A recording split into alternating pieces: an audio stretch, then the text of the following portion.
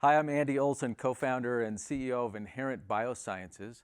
We're a molecular diagnostics company founded in Utah. And I started in Utah with my education.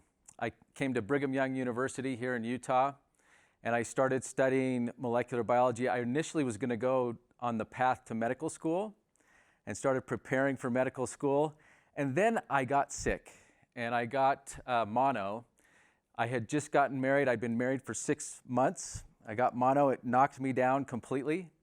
And so then I dropped a bunch of classes. I dropped out of my pre-med test that I was preparing for, and I got better. And when I got better, I had a bunch of time available. And so I started working in a laboratory at Brigham Young University. I became fascinated with molecular biology and DNA and the emerging technology around DNA.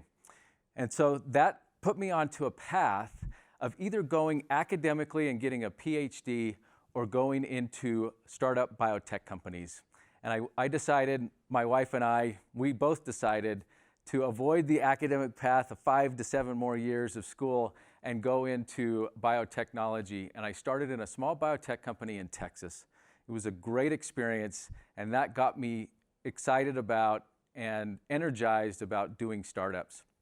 I also spent some time in big companies, but most of my time has been in small startup companies.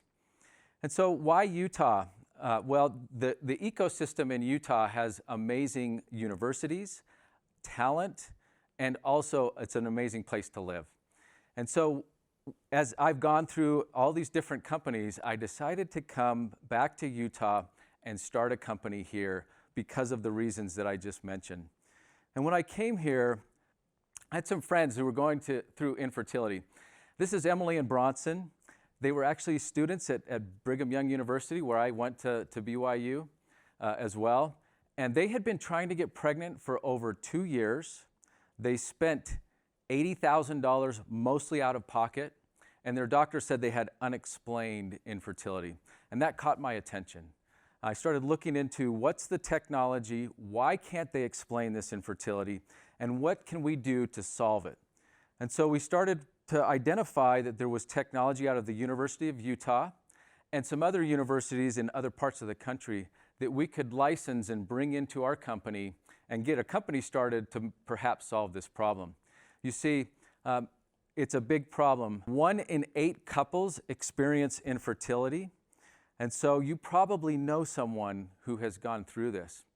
And there's a big toll on the female partner. She gets invasive and extensive testing and treatment, and yet 50% of infertility is due to male factors. You can see here in this slide all of the syringes from the shots that the female partner typically gets through infertility treatment. And in this onesie it says hashtag IVF baby worth every shot. The emotional toll on couples is just tremendous. And we wanted to make a difference for this. And you see a lot of focus is on the female partner, and yet 50% of infertility is due to male factors. The standard of care of diagnosing male factor infertility and identifying if there's a male factor issue is looking at the sperm with a microscope, counting how many are there, and counting how many are swimming. The reality is it misses a lot of male factor. And so couples go down this path, this journey of fertility, and a lot of focus is on the female partner, and yet there's male factors that are causing some problems with their fertility. If there's a male factor issue, it guides treatment to a procedure that gives them the highest likelihood of success. The technology that we use is completely different from looking at sperm with a microscope. We look at the DNA of the sperm, and you can see in this cartoon, you can see the DNA and how that is packaged inside the sperm. It's protected inside the sperm. The sperm is really like a delivery vehicle for DNA. And the technology today is very rudimentary at best. We look at the DNA. We've licensed the technology out of the University of Utah. And this, my experience with molecular biology is what got me excited about this emerging technology that we could then commercialize and make a difference for people like Emily and Bronson.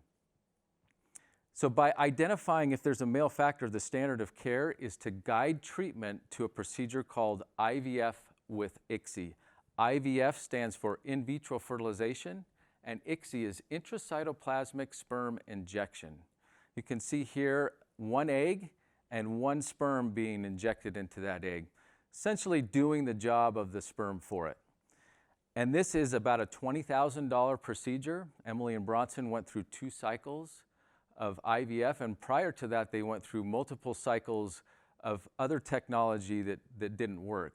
We could have identified earlier for couples like them that those procedures won't work and they should go right to the $20,000 procedure. Saves them a lot of time, money, and emotional toll. And so here is the success. Emily and Bronson were able to have a baby. This is Everly, and she was born a couple years ago as a result of the process that she went through. We started our company 2 years ago, and when we came to Utah, got the technology out of the University of Utah, the first thing was to find a co-founder who could help build this company. And I was introduced through a mutual colleague to a PhD who is a doctor in this field. She did her training at Northwestern and then went to Seattle and started a company in Seattle with her postdoc advisor. And through that experience, she learned what it's like to start a company and get some venture-backed funding. And then her husband was recruited out to the great state of Utah to be a faculty professor at the University of Utah. A mutual colleague that we knew saw what I was doing and knew her and said, you need to work with Kristen. And so Kristen and I were introduced. We worked together for 2 weeks to do kind of co-founder dating. And after 2 weeks, she said, I'm in, let's go, and let's start this company.